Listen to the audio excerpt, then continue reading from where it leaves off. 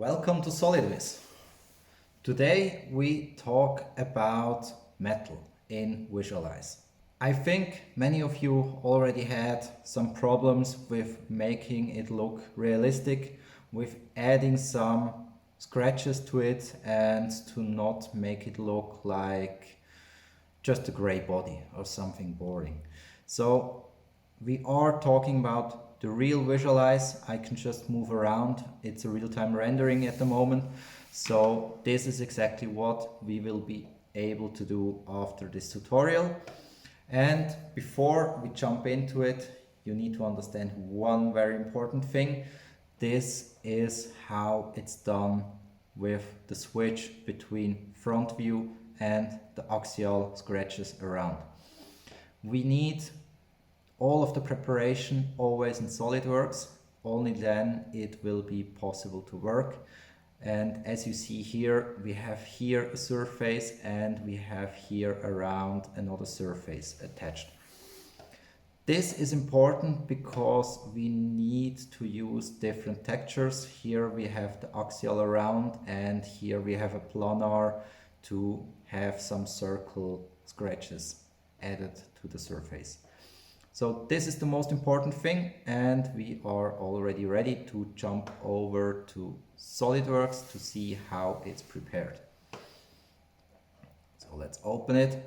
I prepared the same body like you have seen before, and as you see here it looks quite boring, and we just start with adding preparing the surfaces. We need to pick everything which is visible from the top view. Also the back is part of this, and also here. Then we are prepared for the surface creation. So here I add the plane, and already here we have the first tip from my side. I never apply something like metal directly in Solidworks. I just apply overall this texture, because like that I get the real control about what I'm doing in here, because I can see what is going right, what is going wrong. And as I mentioned, here we add one single plane with circles which indicate at the end the scratches. So I go with the full body and we have it as a projection. So I apply this, and the rest of the surfaces we can go directly with the body.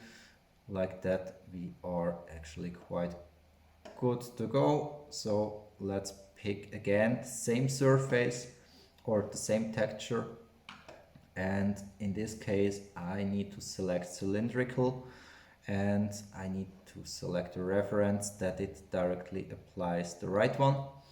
So here we are already good on track, and what you see is sometimes Solidworks has some problems with closing the texture. And this is not so bad, you just need to be aware of it, and that's why we use this surface, because we can move it down where we don't see it, or we can focus with a bit more time investment on the details then. So preparation is done, the model is ready to export to Visualize and to continue with the rendering preparation. I use the extended export and it will look the same boring also in Visualize like in Solidworks for the moment, as you see here. So first steps, what I do is I go over here and I delete always from beginning all the lights which are taken over from Solidworks. I also delete the backplate which is taken over, and then we are prepared much better. I usually don't go with the Solidworks camera, I directly switch over to the default one, and you see the part is very tiny small at the moment. So we can correct this, we can go over to the part, on the part we can scale it to Let's try 100. This seems to be too huge, so let's pick 50, and then we have also much easier the possibility to play around with the depth of field. So first we are in the ground now with the part, which means we need to add it to the ground. So snap to floor, then it's moved up, and here the selection of the body is correct. We can turn it around that it looks like in the preview I showed you before.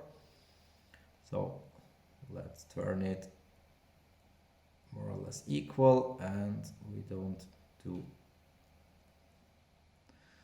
focus too much on the details at the moment. We just adjust it more or less. And then we start with the surfaces. So here we are ready, we are good to start, and then I jump directly to the environments to add my favorite one when it comes to metal.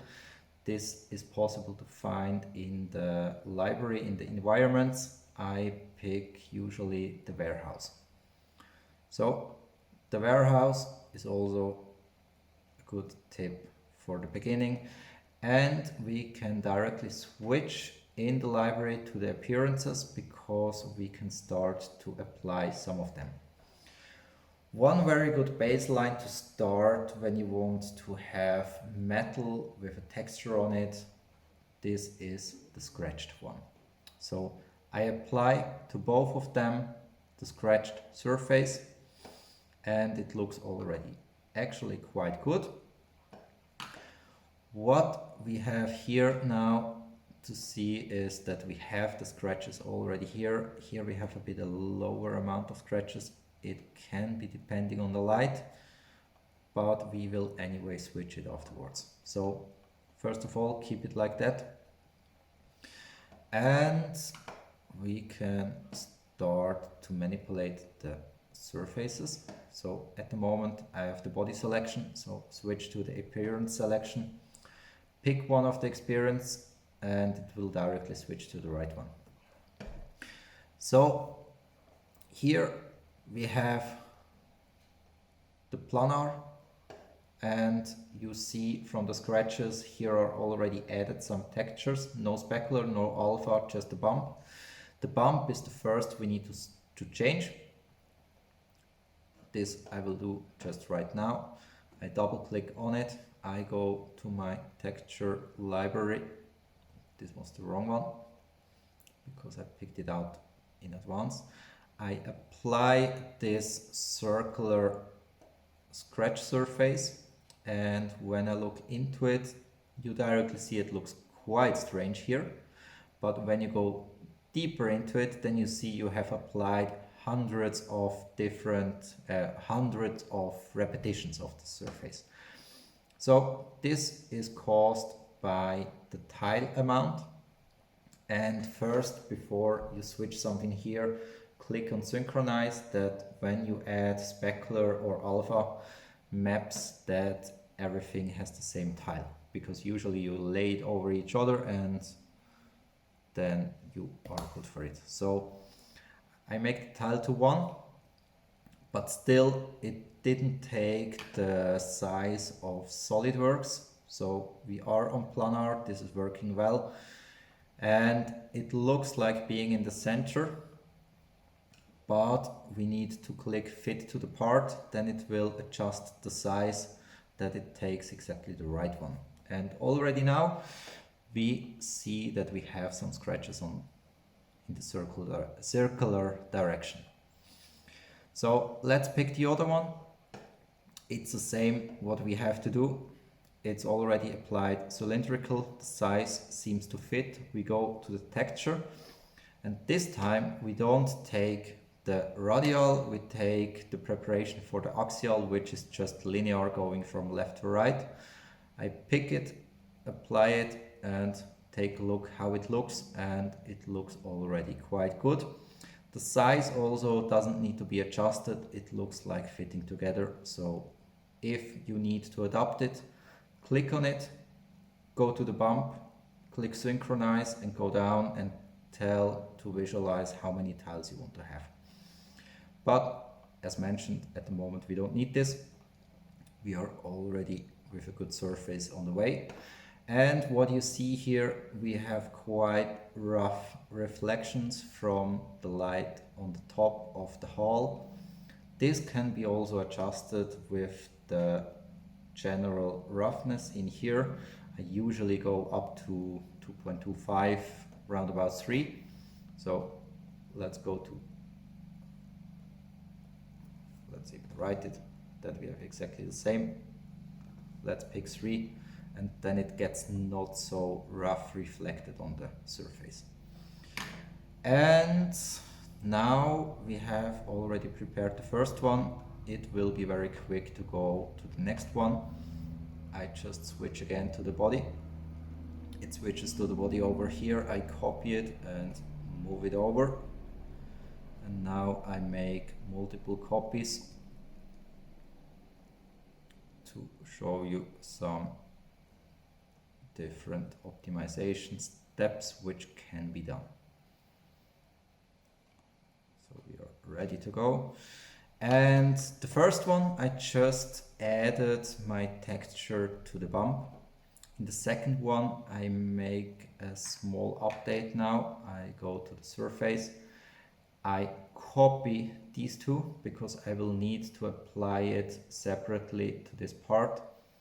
So let's have a look. That's the radial, that's the axial, and this here is the radial surface. I apply it. It looks exactly the same, which is good. And here you can also play around when you add the bump also to the specular. So I add it here and I add the other one here, and you see it gets a bit darker, it gets a bit contrast in the surface. The reason is that the white one is like transparent, it takes the texture from below, and the black is reflected in the surface, and this is also something I like to update the material. So in the second one we go with some other possibilities. I also in this case pick the axial texture, and first, as before, I need to duplicate it. I attach it to this part, and now we can start to manipulate it. So in this case I will go with advanced textures. I just jump into it and I go to the typical textures folder of Solidworks, because here we have the real collection of alpha maps, of bump maps, which looks colored like that in the usual way. At the moment from the circular I don't have it, and we have a specular map. So we are in the bump now. I add this here to the bump, and you see what happens. It adds the three-dimensional effect to it, and as you see here, the texture is a bit too big, so this time I go with 20 to make it a bit smaller. And the same is happening here. We don't have a specular at the moment, it's just looking like reflection, three-dimensional. So I go into it, I add as a step to the specular map. Now you can see it looks like a net, but you cannot look through.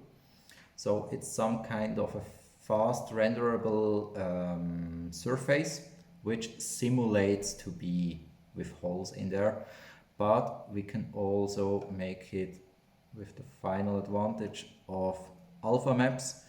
And as soon as I add the alpha map, at the moment we get an error. That's not so bad, just save and continue. I go into the right folder and tutorial 2. Usually the system recovers, sometimes it cannot recover. then you just need to restart, so don't forget to save. And in one moment we are just right back, like now. I try it again. I add the alpha map in here, open it, and this time it worked. And as you see, we have transparency. We can look through the holes. It makes the surface transparent. So this is one trick. We can also go, and now I think the holes are too small, so I go like that. And that you see also the different other possibilities. We can also add here a different surface. For example, I take fully glossy. In this case, you see exactly, it looks like a mirror, so I go also in this surface. First of all, I increase the roughness, that it's not looking like a mirror. This was too much with 8. So let's go down to 3.7. This looks much better now. And also in a texture which is prepared like that, I can add a bump map or something additional. These don't have one, but it's done very fast. So let's go, this was the wrong pick. Let's go back in here, apply it, and we are back on the high quality surface. So this is how it works in here, and for sure with every single color you can go through this process. You can take a look what materials they have. They also have the dark one. Basically it looks not so special. It looks like not having any surface scratches on it. If you like it, you can go for it. But if you want to add it, it's done very fast as soon as you have prepared your library. Like I can show you here, just add the radial bump, and here the axial, and then we also have it. Now it's again, this time wrong tiles, and also here we get some life into the surface. First of all, I add some more perspective to it to make it a bit more dramatic looking, and we can go down here, enable the depth of field, and we can pick a focus which we want to have, for example here. And when we open the aperture, then we start to get a depth of field effect in the background. So this is how it works with the special material of metal. It needs a bit more time. It's not applied that fast, but when you are ready with templates, when you are ready with surfaces and textures, then you see from one part to another you go quite fast and quite quick. So one thing for the final I want to mention, I overall added 2 appearances to the part. And here it's very important to know, this is number 1, this is number 2. When I add the same to both of the appearances, the body will be fully melted together, so I cannot manipulate anymore any other surface. I cannot switch it anymore between front and axial view. So take care that you don't add or apply the same appearance to 2 different views.